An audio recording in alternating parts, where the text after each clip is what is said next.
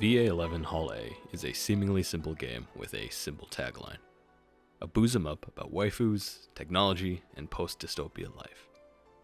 Interestingly, there isn't really all that much gaming within this game, with the only real gameplay mechanic being the engaging, but generally simple, system of making drinks. To say the least, this is not the type of game that I would typically get into, with its slow pacing and visual novel elements. VA-11 Hall A didn't get me to sink 1,000 hours into it, or make me change the way that I see gaming forever, but it made me care, and it made me want to talk about it.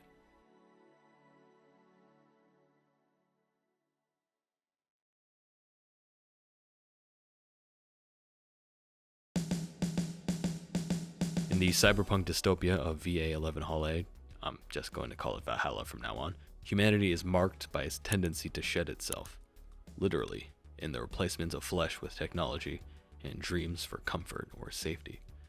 It's what makes the world so interesting and despondent. This is in no small part thanks to the masterful depiction by Christopher Ortiz, whose artwork brings the world and characters to life. The dark yet comforting pixelated aesthetic really captures the ambiance and general feel of the story, and cannot be understated. It's not even just the artwork though. The soundtrack is such a bop, the setting is so enthralling, and everything is just unforgettable.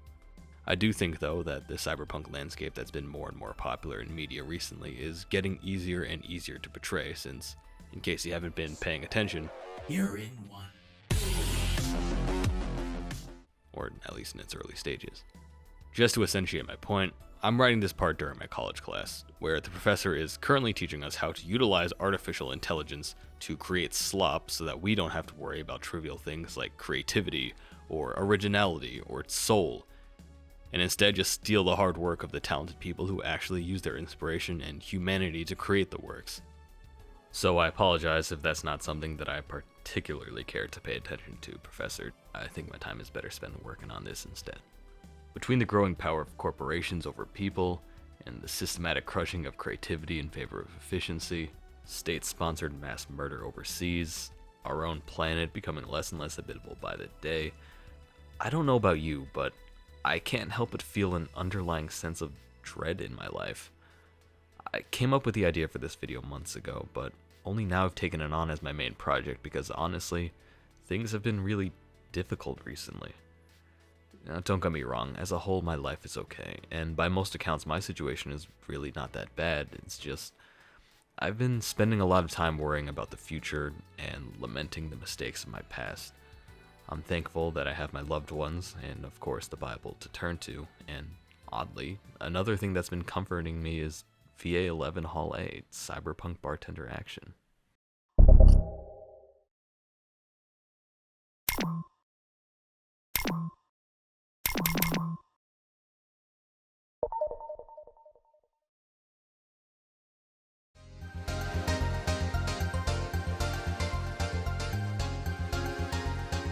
In Valhalla, you play as Jill Stingray, Jill for short, who is a bartender at the bar known as VA-11 Hall A, where you meet all kinds of interesting people and people-adjacent beings, and listen to whatever they feel bold enough to tell you. Now, I just want to take a second to acknowledge just how creative of an idea this was. Cyberpunk bartending. Beyond being such a cool concept, it works so well narratively to introduce a setting, characters, plot points, and just lets the game explore all kinds of fascinating ideas in a way that's so unique. But enough gushing about the idea, let's start gushing about these amazing characters. In a game with cyber idols, genetically engineered Catwoman, ghosts, sex androids, and literal talking dogs, it may seem odd that my favorite character by far is the seemingly unexceptional bartender Jill Stingray. But Valhalla is such an odd game in and of itself. Then again, I'm in Kai and Guilty Gear, so on top of a lot of this, it's safe to say that I very much favor understated characters. This isn't to take away from any of the aforementioned cast though, as each of them are so fascinating in their own way. I can't stress enough how there isn't a single one-note character in this game. From the pompous critic with the shoe up his ass, to the stereotypically attention-seeking live streamer, and yes, even the talking dog, everyone has something much deeper to them. I think that is to say, within every person is a bit of brokenness, and every person copes in their own way.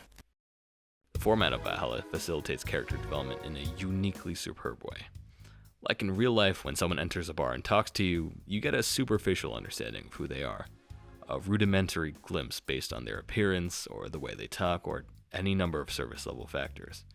But Valhalla just doesn't settle to introduce you to caricatures to sneer at, because Sukeban Games understands that there's something in everyone worth exploring.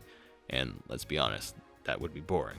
And despite this game being undoubtedly slow-paced, Valhalla just doesn't do boring. Just by listening and occasionally commenting or challenging certain statements, you get so much complexity from even some of the most seemingly one-note characters. Take this absolute buffoon, for example, called Virgilio Armandio, who insists it's pronounced Virgilio. They walk, talk, and look like a pompous ass. So surely they're just included for cheap comedic relief, right? Wait, he was actually a member of the White Knights, a disgraced public safety authority, and is on the run for a crime he didn't commit? He has direct ties to some of the most prominent characters in his lore-rich background, and his entire way of presenting himself is all to provide himself cover so that people will dismiss him? And all of this is conveyed to us in a natural, believable, and compelling way? What an impressive one-time only lightning in a bottle feat of writing. Never mind, there's like 20 other characters like this. That's Valhalla for you. So yeah, let's go back to talking about Jill Stingray. I see a lot of myself in Jill. Not in a literally me self-aggrandizing sort of way, but in the sense that I can deeply relate with a lot of her experiences. I think some people have the misconception that Jill is a self-insert, and I really don't believe that to be true, because A, only I'm allowed to connect with this character in such a deep way, so shoot, go away. And B, unironically, how could you think Jill is a self-insert character unless the self being inserted has some serious issues? Okay, to be fair, there really aren't that many people that think Jill is a self-insert. I'm kind of reaching for this bit to work. I know I've been talking about Freerin in a lot of the past few videos, and rest assured, I will keep doing this, but I think that in the same way that Freerin's regrets and shortcomings are the engine behind the wonderful story of that show, Jill Stingray is the driving force behind what makes Valhalla such a powerful narrative. Because a lot like Freerin and me, Jill Stingray is someone who lives within the confines of their regrets.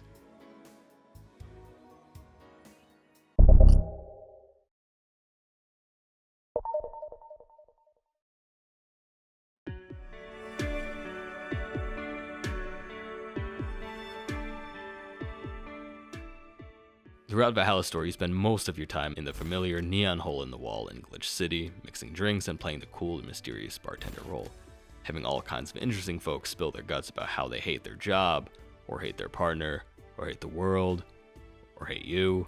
But every now and then, when talking with them, you're able to see who Jill Stingray really is. Whether it be an offhand comment or witty retort, slowly the puzzle that is Jill is solved throughout the game, and each piece makes you that much more captivated to find the next. This slow reveal works so well because Jill isn't a cool and mysterious bartender. They're someone with vulnerabilities, flaws, anxieties, and lives with uncertainties. I'd say my favorite part of Valhalla is when the game completely flips the script and puts Jill in the seat of the bar. It's a brief yet powerful moment, dropping the facade that the game was slowly breaking down the whole time. It was a moment of beautiful vulnerability where finally the person who's been helping so many people by listening to their problems has someone else actually listen to their problems. And ironically, I think it's safe to say Jill is the person that needs to vent to a bartender while drowning their sorrows more than anyone else in the game. I could go on and on about what makes Valhalla a great game, and I'm not just saying that so I don't have to keep adding to this script.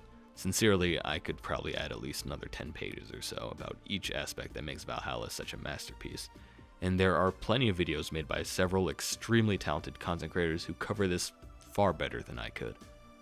But for me, I resonate with this beautiful game, Valhalla, because it does something that's seemingly antithetical to video games as a whole. It sits you down and makes you confront your problems. Now, what do I mean by this? I mean, it's not like the game does a fourth wall break and starts talking to the player directly. Well, I mean, it does, but that's not what I'm really talking about here. But what are video games, in essence, if not escapism? If not a way to forget about one's circumstances and put yourself in any world that's not the one we're living in, even for the briefest of moments. That's why we play games, right? It's the reason why I keep queuing up for ranked game after ranked game, and all the RPGs and beat-em-ups and adventures and fighting games that I've ever touched. And I could say for certain that's why I picked up Valhalla. but Valhalla was the one game where it challenged me on that front in such a deeply personal and genuine way. In exploring the wonderfully complex and human character that is Jill Stingray, their uncertain future, their failed relationships, their bygone dreams, and most of all, the regrets of their past, the game took me by the hand and allowed me to confront the problems that I face. I previously talked about the sudden change in perspective to Jill becoming the customer being my favorite part of the game, and that's because when I looked at the screen, the person that I saw across the bar wasn't Jill. It was myself, talking about my worries and anxieties and regrets, and it was what I needed. The title of this video isn't just a catchy, hyperbolic statement to please the game's fans or ride off of the success of EMP-11's phenomenal series of a similar name. I believe that Valhalla is truly one of a kind in its achievements. There are games that look like Valhalla, games that play like Valhalla, games that have Valhalla in them, but there are no games that make you connect with it like Valhalla does. Part of me hopes that its sequel, nirv-anna, can replicate what Valhalla did, but I don't think that such a thing is accomplishable, and trying to do that, in all likelihood, would only make a sequel fall short of the original. Of course, I'm still just as excited for it as I was years ago when it was announced, but nirv-anna can't try to be Valhalla because Valhalla stands alone. Despite the impression that this video might have given you, I'm not telling you to play this game. I'm telling you I played it, and I loved it, and I found joy and peace and strength through it, and I had to tell someone.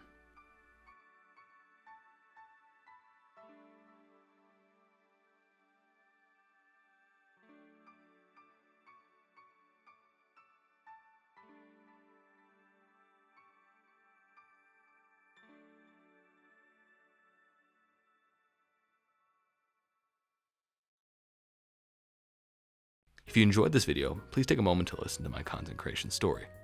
I started making videos back in 2017, and since then I've learned that this is absolutely what I would love to do with my life. Starting this summer after I graduate, I'm hoping to become a full-time content creator. If you love anime, please consider subscribing to the channel. There will be many more videos like this, and if you want to be a part of the absolute best community of anime and VTuber fans, be sure to join the VTuber Health Discord, link in description. And I'd like to take a moment to thank all of my Patreon supporters, namely MinerDude369. As always, thank you for watching.